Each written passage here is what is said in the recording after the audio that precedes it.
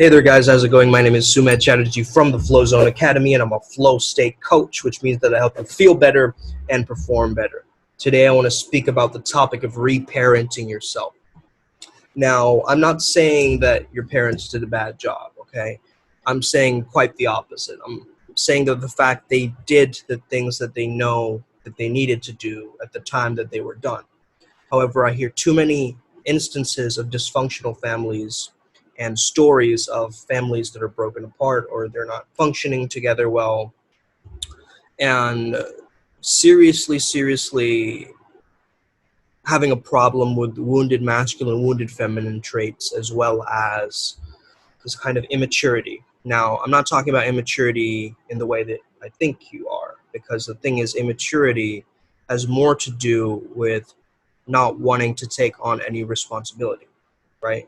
Not knowing that you don't have a mission or purpose here in the world, and you're just evading taking any ownership for what you feel, what you want, what you know that you can do for yourself.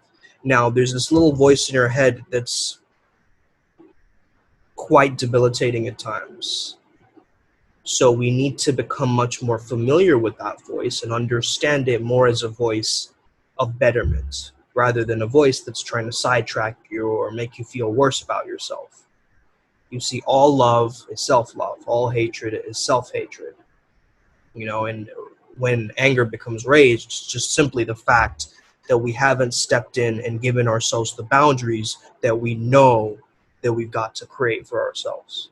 So let me remind you in this video today to start to reparent yourself. Start to be your own mom, start to become your own dad. And you'll start to notice this too, that the people in your life that you know, they're all becoming more moms and more dads in their life. Okay, so really analyze what I'm trying to say here. I'm not talking about actually them having a family. I'm talking about the frequency that they're stepping into slowly. So what does this mean? It means we have to change the concept and idea of fatherhood and motherhood.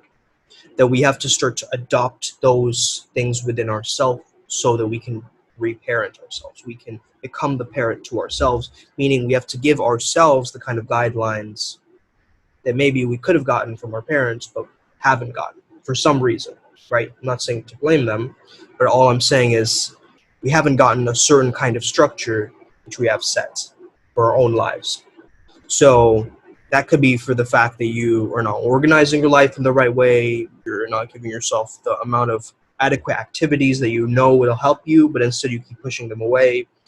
You're evading responsibility and pushing things under the rug and avoid looking and facing the different problems that you're going through. All of this is very, very prevalent. Now, I'm also very guilty of this. I understand that. And there's this term called adultolescence. I've felt like that many times, like in between adolescence and being an adult. Also, if you ever heard this term adulting, right? Hey, I'm paying my taxes. I'm adulting right now. No, paying your taxes is not adulting. Okay, that's going by what, the government, society, the laws want. Okay, that's not what I'm talking about when I mention adulting. Adulting is you stepping into the best version of you. That's what my idea of adulting is. Okay, not this kind of idea of like, ooh, I have my own space. I'm cleaning my own room. I'm doing my own thing. I have a partner now. All of these like supposed little milestones that we're supposed to have based on society standards, that's not adulting. Adulting is you stepping into your full power and potential and realizing like this is what I'm made of, this is who I am, and actually going a little bit beyond or against that grain. Okay, and this is going against some of the normative ideas of what adulting is. So obviously the people who watch this channel, you guys are trendsetters. You guys are pioneers. You're not the average Joe, let's say. But you are the type of person who levels up their life like you would level up in a video game, like collecting points, and understanding that each day is a succession in you stepping into giving yourself a lot more discipline, right? Disciplining yourself. Now, I've always had this kind of problem with authority, right? Because I didn't value my own self-authority. authorizing myself, giving myself permission to do exactly what I wanted to do, instead of always been sort of suggestible in terms of different influences that are outside of me, other people giving me predetermined structures or different things to follow through upon. I'm not saying not to listen to teachers, mentors, coaches, because this is important too. It's important to listen to others and take their perspective on. But if you're just taking their perspective on by just opening your mouth and just like having them shovel garbage in your mouth, that's not a great way to do it, right? It's, you want to understand to take different information and tidbits of information that actually resonate with you, to help you, support you to become a self-reliant person. And this kind of self-reliance, this kind of independence comes from truly deeply seeing the different things that you're avoiding or frustrated with, right? It's being able to actually step in and say, I'm going to be my own father today. I'm going to be my own mother today. And I mean, I've had incredible parents, like great parents, and every single parent, you know, has a flaw. This has nothing to do with parenting, in a sense. This is about you reclaiming your own independence and identity and autonomy so that you fully step into the best version of you. All right, so what are some ways in which we can do that and establish the fact that we have our flow vehicle there, our flow state?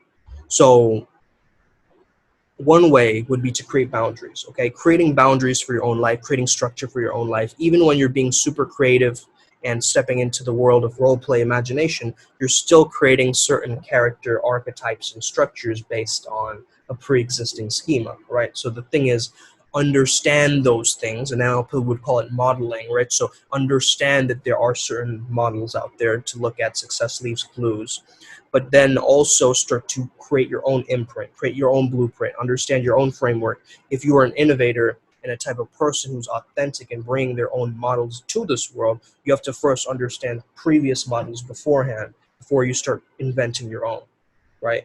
Because anybody can call their thing a model, right? But it takes real invention and inventiveness to actually come up with a kind of a technique or a method that is established based on practical evidence and actually trying it out with people, right? So this is kind of the thing that I've been exploring in my new book, TPM. I don't know if you've heard of it. I've probably brought it up in these videos, but yeah, definitely check that out, because that is going to help you at least create a guideline for you to create your own life script so that you can actually become the main character or the actor of your own life. Okay, so the other aspect of this model is belief in the fact that you can actually do it, belief in your own capability. That's almost like 100% of this thing. Belief, okay? Understanding that I can do this, and not having doubt trickle in, creep in. A mustard seed of doubt can, you know, create a mountain of problems. So the thing is, when you can understand that you have that certainty, you have that feeling of like, I will say what needs to be said and not be attached to the outcome and what people think of what I say. That with that comes a certain kind of freedom and an establishment in your own self-authority, in your own commanding bubble and presence. Because if you understood how you can take authority and you discipline yourself in your own internal life and environment and doing things around in your environment, then you start to create much more of a leverage in terms of the different areas, excuse me, different areas of your life that you are trying to separate from, when actually it's a process of bringing them together, right? So instead of trying to separate from these different things and like going against things and having instead collide with your own leadership. A leader needs to collide with an old version of themselves constantly. Your old version of you, if you're on this self-improvement or personal growth journey, you're going to have to confront that dude or that gal every single time, right? They're going to come back. They're going to come back. They're going to come back. You have to keep colliding with that and establishing the fact that no, you're not that person anymore. Similar to the way that an addict is going through recovery, you have to keep smacking that in the face every time they relapse. They're going to have to keep smacking that old personality in the face so that they keep coming back. I know I'm using this violent terminology, but this is the best way that I can describe it right now, okay? Is that you are going to have to collide with the fact that you have this version of you that is currently in this kind of winner's edge. And once you can establish that winner's edge for yourself, for your own life, you start to emanate a different kind of frequency. and that frequency overrides the old frequency, you basically create active challenge in your own life. So the passive challenges of the world and the universe are minuscule compared to the way that you've been pushing yourself to grow. I hope this video helps you out today. I hope you give you a new perspective. Have an amazing day. Grow up. All right, grow up. Have an amazing day. May the flow be with you. Stay legendary.